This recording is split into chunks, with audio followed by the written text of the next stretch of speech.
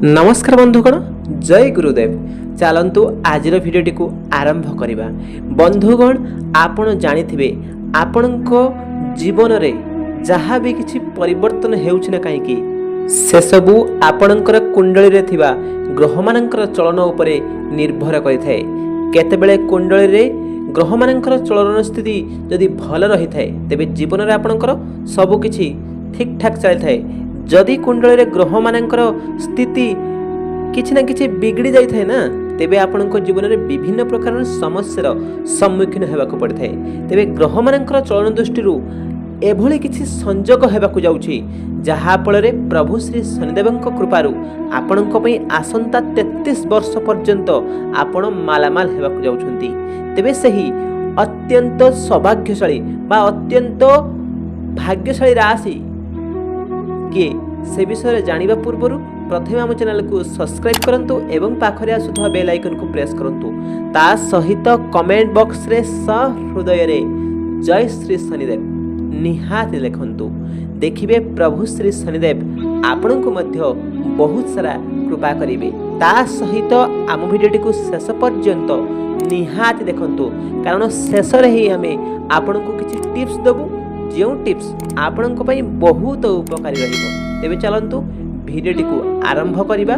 तेबे प्रथम भाग्यशाली राशि होछि बिछा राशि।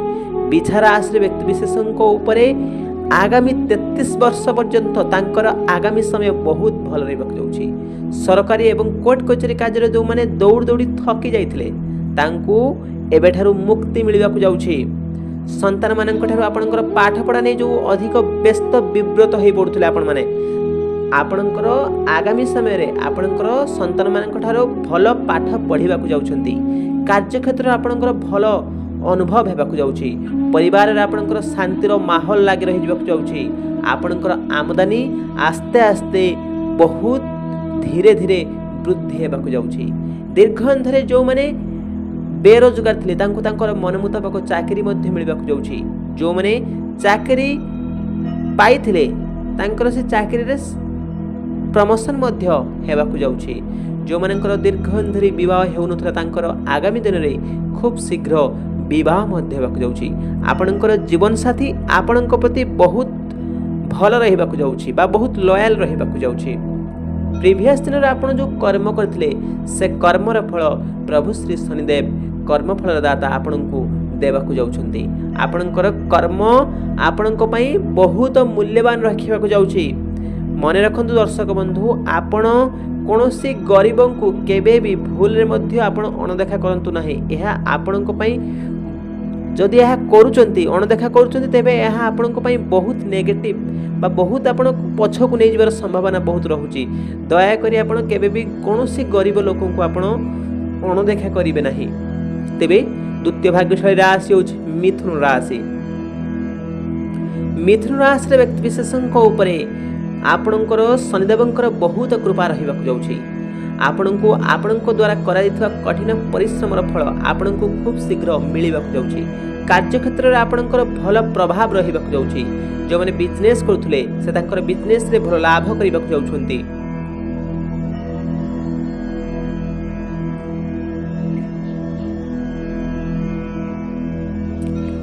व्यवसाय रे कार्य करथुवा लोक माने तांकर बिजनेस आगो को बढ़िबाक जाउछि। आपणकर बिजनेस रे जो समस्या चलीथिला से सब आपणकर गोटिए परे गोटिए समाधान हेबाक जाउछि। एही राशि लोक माने जदि आपणकर ऊपरे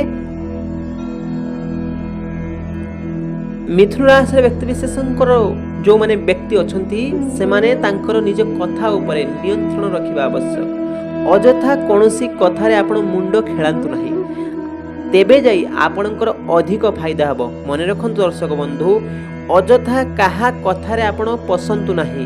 आपणकर जतिकी कहिबार अछि सेतिकी कुहंतु, नहले अजथा काहा रे पसंतु नाही। देले जाई कि आपणकर अधिक फायदा हेबा देखा जाउछि। आपणकर स्वास्थ्यगत समस्या जो प्रीवियस दिन रहितला से सब आपणकर दूर हेबाकु जाउछि। आपणकर आगामी समय बहुत भल रहबाकु जाउछि। तेबे तृतीय भाग्यशाली राशि होछि कन्या राशि। कन्या राशि व्यक्ति विशेषଙ୍କ कथा जानिबा पूर्वरु प्रथमे आम चैनल को सब्सक्राइब करंतु एवं पाखरे आसुथवा बेल आइकन को प्रेस करंतु। ତା ସହିତ କମେଣ୍ଟ ବକ୍ସରେ ସହୃଦୟରେ ଜୟ ଶ୍ରୀ ଶନିଦେବ ନିହାତି ଲେଖନ୍ତୁ, କାରଣ ପ୍ରଭୁ ଶ୍ରୀ ଶନିଦେବ ଆପଣଙ୍କୁ ଦେଖିବେ ବହୁତ ସାରା କୃପା ଦେବେ। କନ୍ୟା ରାଶିର ବ୍ୟକ୍ତିବିଶେଷଙ୍କ ଉପରେ ଆଗାମୀ ସମୟ ବହୁତ ଭଲ ରହିବାକୁ ଯାଉଛି।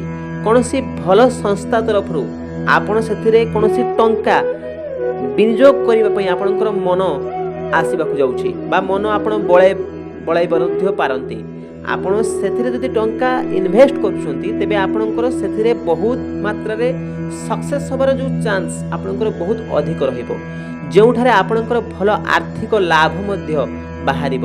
ଆପଣ ଏହି ସମୟରେ ଭଲ ଆର୍ଥିକ ଲାଭ ପାଇବାକୁ ଯାଉଛନ୍ତି। ସମୟ ଏବଂ ପରିସ୍ଥିତିକୁ ବିଚାର କରି ଆପଣ ଯଦି ସେ କାର୍ଯ୍ୟ କିଛି କରୁଛନ୍ତି ତାଦ୍ୱାରା ଆପଣଙ୍କର ମଧ୍ୟ ବହୁତ ମଙ୍ଗଳ ରହିବ।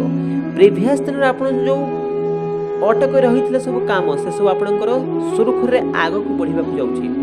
ପ୍ରିଭିୟସ୍ ଦିନରେ ଆପଣ ଯଦି କୌଣସି କାର୍ଯ୍ୟ କରୁଥିଲେ ସେ କାର୍ଯ୍ୟ ଆପଣଙ୍କର ଭଲ ରହିବାକୁ ଯାଉଛି। ଆପଣଙ୍କର ଆଗାମୀ ସମୟ ବହୁତ ଭଲ ରହିବାକୁ ଯାଉଛି।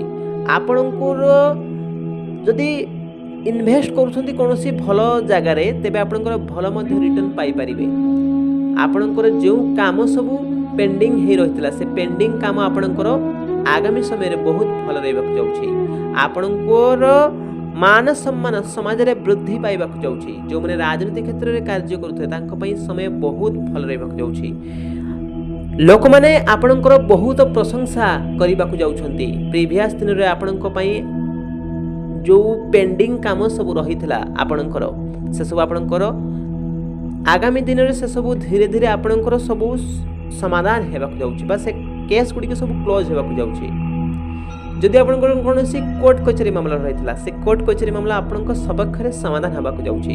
ଆପଣ ଶତ୍ରୁ ଉପରେ ବିଜୟ ଲାଭ କରିବାକୁ ଯାଉଛନ୍ତି। ତେବେ ଆପଣଙ୍କ ପାଇଁ ଆଜିର ଟିପ୍ସ ହେଉଛି, ଯଦି ଆପଣଙ୍କର ଶନିଦେବଙ୍କର କୃପା ପାଇବାକୁ ଚାହୁଁଛନ୍ତି ତେବେ ଆପଣ ଶନିବାର ଦିନ କୌଣସି ଶନି ମନ୍ଦିରରେ ଆପଣ କିଛି ଲୁହା ଜିନିଷ ଦାନ କରନ୍ତୁ।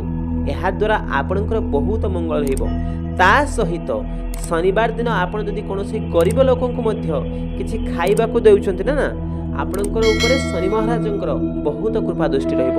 ଶନି ମହାରାଜଙ୍କର କୃପା ଦୃଷ୍ଟିରୁ ଆପଣଙ୍କର ଆଗାମୀ ସମୟ ବହୁତ ଭଲ ରହିବ।